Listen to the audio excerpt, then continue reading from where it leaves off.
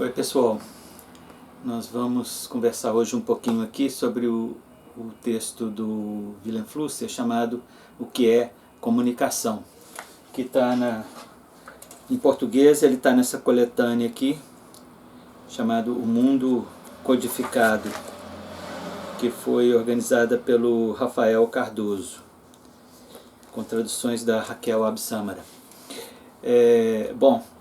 Então, como o próprio nome está dizendo, né, o que é comunicação é um texto em que ele pretende abordar aí, né, o fenômeno da comunicação, e é um texto que está conectado com uma série de outros pontos de vista do Flusser. Tem uma conexão, como a gente vai ver, forte com o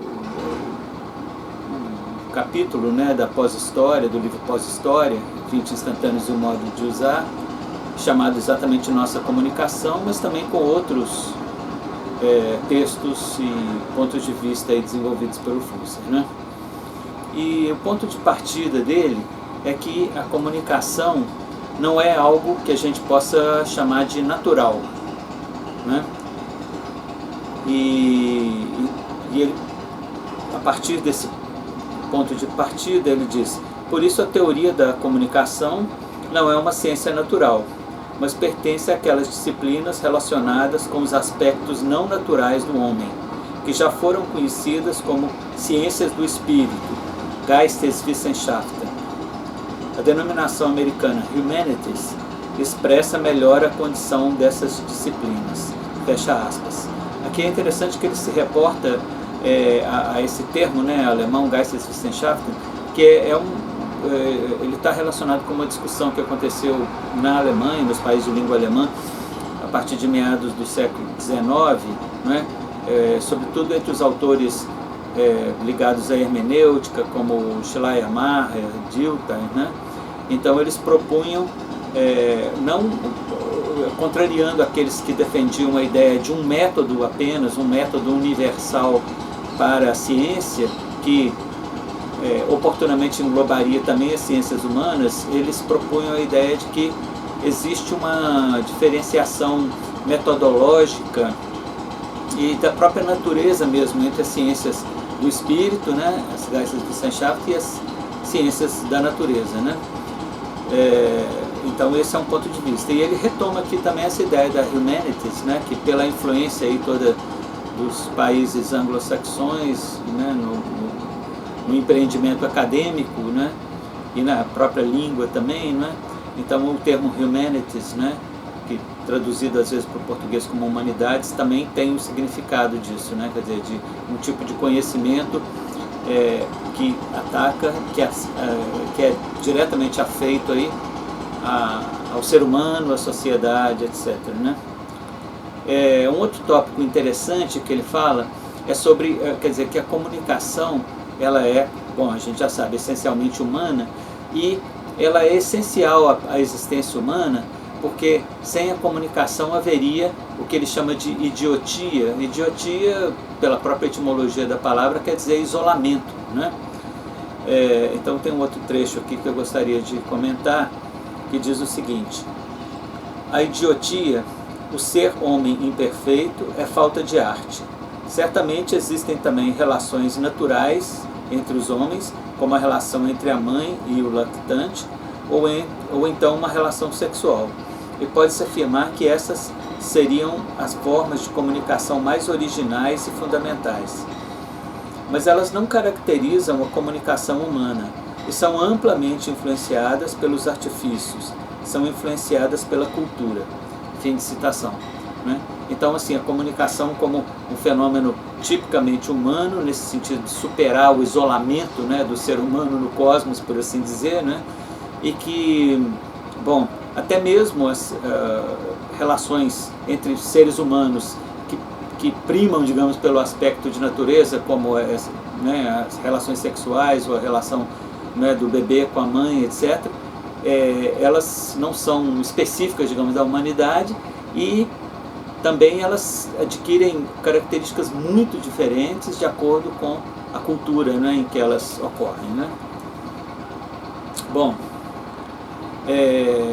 seguindo um pouco adiante aqui, ele introduz uma ideia que tem aí a sua vinculação com a ontologia existencial do Heidegger, né, naquele tópico relativo ao que Heidegger chama de o ser para a morte, né?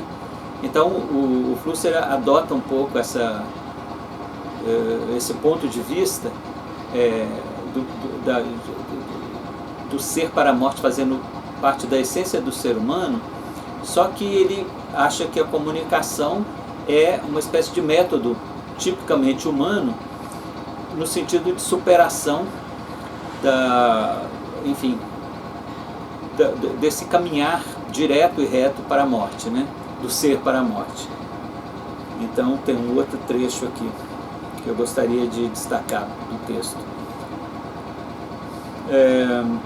O objetivo da comunicação humana é nos fazer esquecer desse contexto insignificante em que nos encontramos, completamente sozinhos e incomunicáveis, ou seja, é nos fazer esquecer desse mundo em que ocupamos uma cela solitária e em que somos condenados à morte, o mundo da natureza, né?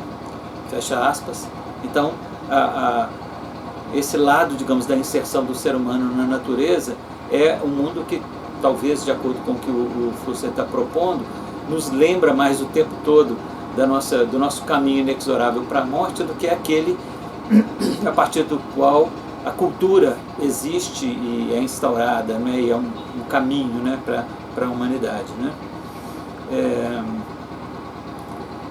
Então, uma boa parte, toda a primeira parte do texto, ele fala sobre essa questão da solidão essencial da existência humana, né? Eu cito mais um trechinho aqui. Sob a perspectiva da natureza, o homem é um animal solitário que sabe que vai morrer e que sozinho por si mesmo, e potencialmente cada hora é a hora da morte. Sem dúvida não é possível viver com esse conhecimento da solidão fundamental e sem sentido. A comunicação humana tece o véu do mundo codificado, o véu da arte, da ciência, da filosofia e da religião ao redor de nós, e o tece com pontos cada vez mais apertados para que esqueçamos nossa própria solidão e nossa morte, e também a morte daqueles que amamos. Fim de citação. Essa ideia, quer dizer, ele fala uma coisa que já foi tangenciada aí por muitos autores, né, do fato, a solidão, quer dizer, tem dois fatos que comprovam, digamos, a solidão essencial da condição humana, né, que nós nascemos sozinhos e morremos sozinhos, quer dizer, ninguém nasce por nós e ninguém morre por nós também, no sentido literal do termo, né? E essa ideia do véu, né, que ele falou, o véu do mundo codificado, né, é todo esse, digamos, esse manto, né, da cultura que nos envolve e de certa forma nos protege desse conhecimento tão duro, né, e seco, que é a certeza de que um dia nós vamos morrer, né? Então, na sequência, tem um outro trecho aí, ele já entra numa discussão um pouco mais histórica, né, sobre os caminhos aí, né, da comunicação da civilização ocidental. E ele diz: no final do século XIX, suspeitava-se que as ciências naturais esclareciam os fenômenos, ao passo que as ciências do espírito, né, aquelas Geisteswissenschaften, das quais nós já falamos, então, ao passo que as ciências do espírito os interpretavam. Por exemplo, uma nuvem é explicada quando se indicam suas causas, e um livro é interpretado quando se remete ao seu significado. Depois, a teoria da comunicação seria uma disciplina interpretativa, ela tem que criar significados. Fecha aspas. Então, assim, a explicação, ela sempre aponta para as causas de fenômenos, né? Enquanto a interpretação é uma doação de significado, né, a algo, né? Não necessariamente estabelecendo relações causais, não é mesmo? Então, essa distinção aí é muito importante, e ele retoma então aquela ideia que eu falei, né, que se fortaleceu pelo menos a partir dos hermeneutas aí de língua alemã do século XIX, dessa distinção essencial, né, metodológica e, né, sobre vários aspectos, entre as ciências da natureza e as ciências do espírito. Enquanto as ciências da natureza explicam, as ciências do espírito interpretam, né? Em alguns casos vocês vão encontrar também uma contraposição entre explicação e compreensão, né? A compreensão aí, no caso, assim, um pouco associada ao ato de interpretar, né?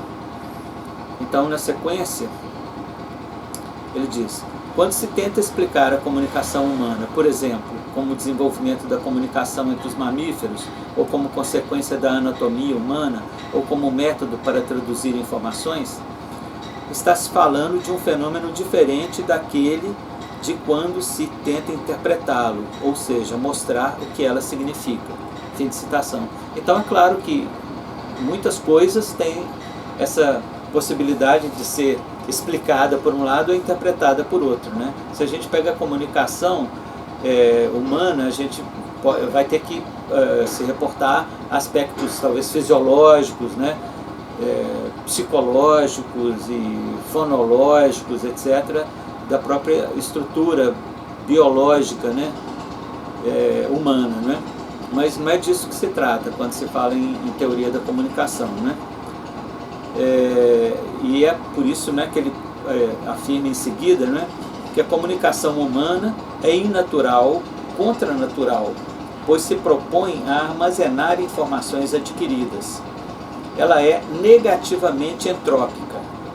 Pode-se afirmar que a transmissão de informações adquiridas de geração em geração seja um aspecto essencial da comunicação humana.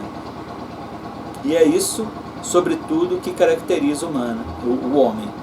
Ele é um animal que encontrou truques para acumular informações adquiridas. Fim de citação.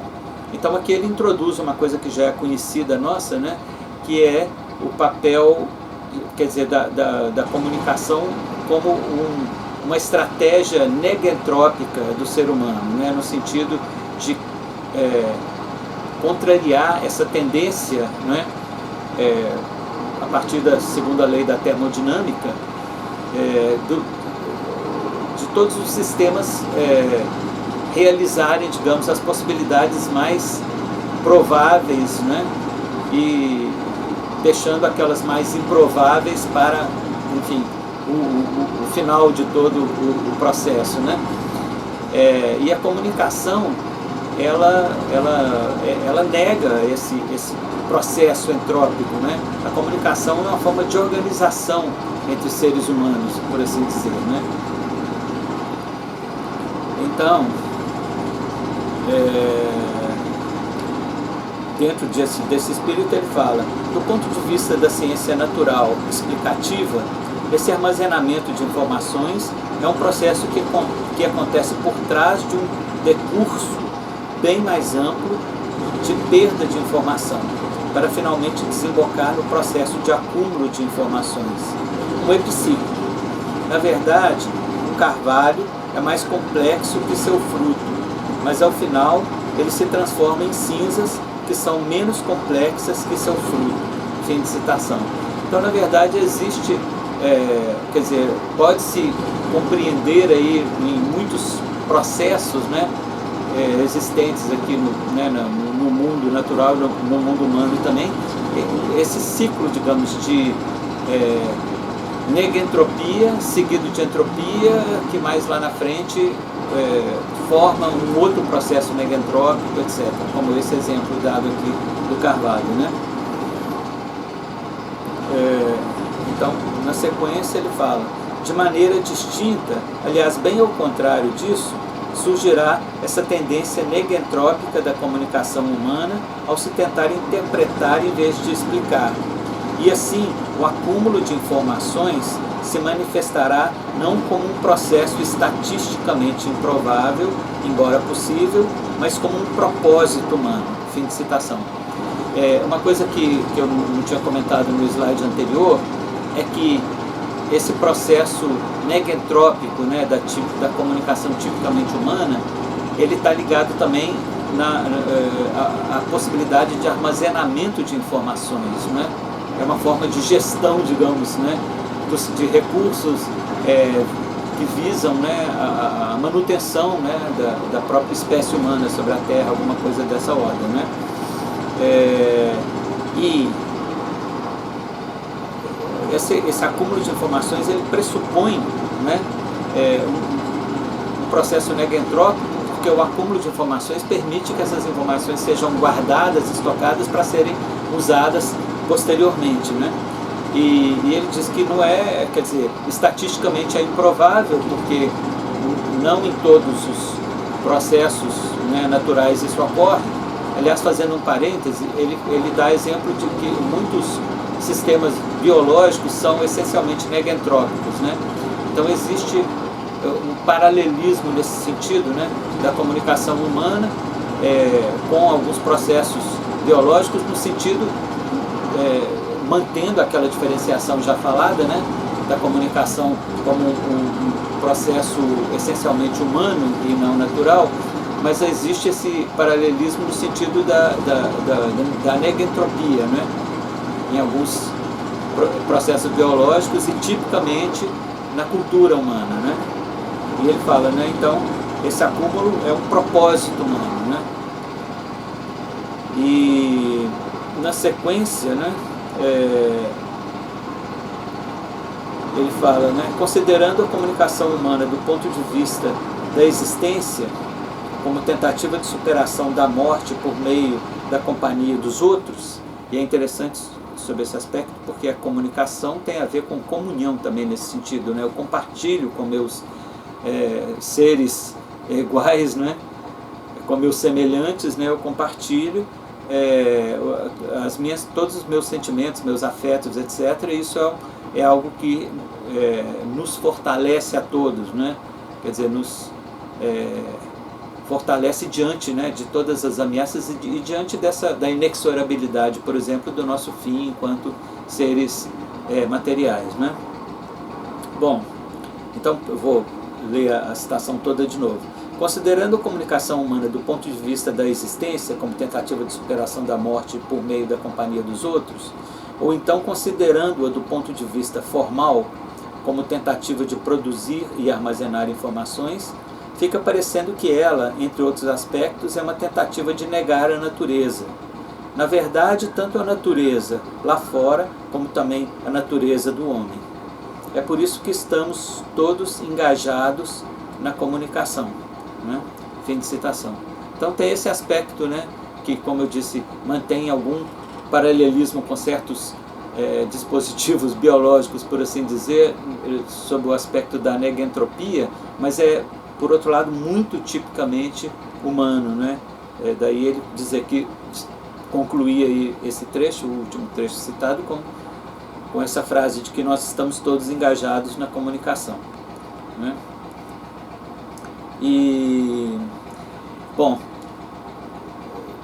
continuando nessa distinção que ele faz aí, né, das ciências da natureza, ciências do espírito, né, ele vai falar de como que existe uma temporalidade especificamente humana, né, que é contraposta ao tempo entendido como algo mecânico, né? Então tem uma outra citação aqui que é interessante. Ele diz: o tempo artificial da liberdade humana, o tempo histórico, é mensurável não por meio de uma inversão da fórmula utilizada no teste de carbono, conforme um acúmulo de informações. O acúmulo de informações não é, portanto, a medida da história, é apenas uma espécie de lixo morto do propósito contra a morte, desse propósito de fazer funcionar a história, ou seja, a liberdade. Fim de citação. Ele diz isso a propósito desse método, né, para determinar a antiguidade de bens, né, muitas vezes bens culturais, né, os arqueólogos usam muito, né, do carbono 14, né, que mostra mais ou menos assim, faz uma espécie de retrospectiva de como que foi o processo, digamos, de degradação, né, de um objeto qualquer até chegar à forma em que ele é encontrado, por exemplo, sendo ele um objeto que viveu já eras e eras e eras, né? Mas no caso da liberdade, quer dizer, existe um tempo específico, né, que o Flusser diz que é artificial, que é um tempo histórico, né, que é específico, né, que para entendê-lo seria necessário interpretar e não simplesmente explicar, né? Bom, e lá pelas tantas ele introduz algo que é bem típico aí do pensamento, né, mais maduro, do seu pensamento mais maduro, que é o problema da informática, né? Ele está falando de comunicação, informação, etc. Então, a partir de um certo momento aparece aí o tema da informática, né? Que ele diz o seguinte: a comunicação, no caso da informática, é um fenômeno diverso desse de que trata este trabalho. Na informática, a comunicação é um processo natural e por isso deve ser explicada objetivamente. Aqui, ela é um processo contranatural e deve ser interpretada intersubjetivamente, né? Então, fim de citação, né? E aqui é importante ele fazer essa distinção porque, no caso, a informática ela está baseada em sistemas, né, eletrônicos, né, de estocagem de informação, de gestão de dados a partir da estocagem de informações, etc., né? E ela tem a ver, digamos, com, atualmente, né, que a gente se comunica muito mediante esses aparelhos eletrônicos, ela tem a ver com uma espécie de infraestrutura da comunicação, não se confundindo de jeito nenhum com ela, né? Então é por isso que ele fala que na informática a comunicação é um processo natural e deve ser explicado objetivamente. No caso da comunicação tipicamente humana, ela é contranatural e deve ser interpretada intersubjetivamente. A intersubjetividade aqui é um tópico muito importante, muito relevante, um termo aqui sobre o qual a gente precisa, né, prestar bastante atenção. Na sequência, o Flusser introduz um tópico aqui que já apareceu, né, em outros textos que a gente analisou e que aqui tem uma importância muito grande também para o que vai vir depois também aí, em termos da nossa abordagem do pensamento do Flusser, né, que está ligada a essas duas formas de comunicação tipicamente humanas, né, o diálogo e o discurso, né? Então, tem um outro trecho aqui que eu gostaria de citar, que ele diz: esquematicamente, pode-se dar a essa questão a seguinte resposta: para produzir informação, os homens trocam diferentes informações disponíveis na esperança de sintetizar uma nova informação. Essa é a forma de comunicação dialógica. Para preservar, manter a informação, os homens compartilham informações existentes na esperança de que elas, assim compartilhadas, possam resistir melhor ao efeito entrópico da natureza. Essa é a forma de comunicação discursiva. Fim de citação. Então nós temos aqui esse par, né, que é tão típico aí da teoria da comunicação e da filosofia da comunicação do Flusser, né? E ele retoma aqui um pouco aqueles tópicos que a gente viu, por exemplo, no texto, né, que é bem anterior, né, política e língua. Eu cito aqui um outro trecho, ele diz: para que um discurso aconteça, o emissor tem que dispor de informações que tenham sido produzidas no diálogo anterior. A questão sobre a precedência do diálogo e do discurso é, consequentemente, sem sentido. Cada diálogo pode ser considerado uma série de discursos orientados para a troca, e cada discurso pode ser considerado parte de um diálogo. Fim de citação. E já encaminhando aí para as conclusões, né, da sua discussão e descrevendo um pouco como ocorre essa crise, né, na cultura contemporânea, que poderia ser entendida também como uma crise comunicológica, né? O Flusser chama atenção para o fato de que nunca antes na história a comunicação foi tão boa e funcionou de forma tão extensiva e tão intensiva como hoje. O que as pessoas pensam é na dificuldade de produzir diálogos efetivos, isto é, de trocar informações com o objetivo de adquirir novas informações. E essa dificuldade deve ser conduzida diretamente ao funcionamento hoje em dia tão perfeito da comunicação, a saber, deve ser dirigida para a onipresença dos discursos predominantes, que tornam todo o diálogo impossível e ao mesmo tempo desnecessário. Fim de citação. A gente vai reencontrar esse ponto de vista do Flusser aqui, por exemplo, no capítulo do livro Pós-História, intitulado Nossa Comunicação, né? Então, quando ele diz que a comunicação nunca foi tão boa como hoje em dia, ele está falando exatamente da infraestrutura de comunicação, que é realmente excepcional, né? Excepcionalmente boa, excepcionalmente rica, né? No entanto, quer dizer, as pessoas frequentemente queixam a falta de diálogo, a falta de comunicação, mas é exatamente como eu já disse, né? É uma falta das condições para realizar um diálogo efetivo, né? No sentido próprio do termo, né? E ele começa o seu diagnóstico, que é muito característico aí também da crise da cultura, no sentido de que, em virtude, né, dos meios de massa, o que ele chama aqui de diálogos predominantes, discursos predominantes, né? Esses discursos predominantes, eles vão inviabilizando os diálogos que poderiam produzir informação nova, né? Então esse é um modo de se compreender o que viria a ser a crise da cultura, né? Bom, na sequência ele fala: é possível, por exemplo, distinguir períodos predominantemente dialógicos, como o Ancien Régime, com suas tables ronde e a Assembleia Constitutionnelle, e períodos predominantemente discursivos, como, por exemplo, o Romantismo, com seus oradores populares e sua noção de progresso, né? Mas tudo isso, quer dizer, tentando fazer uma recuperação histórica aqui, né, de como ocorreram em períodos históricos diferentes tendências de predomínio ou dos diálogos ou dos discursos, né?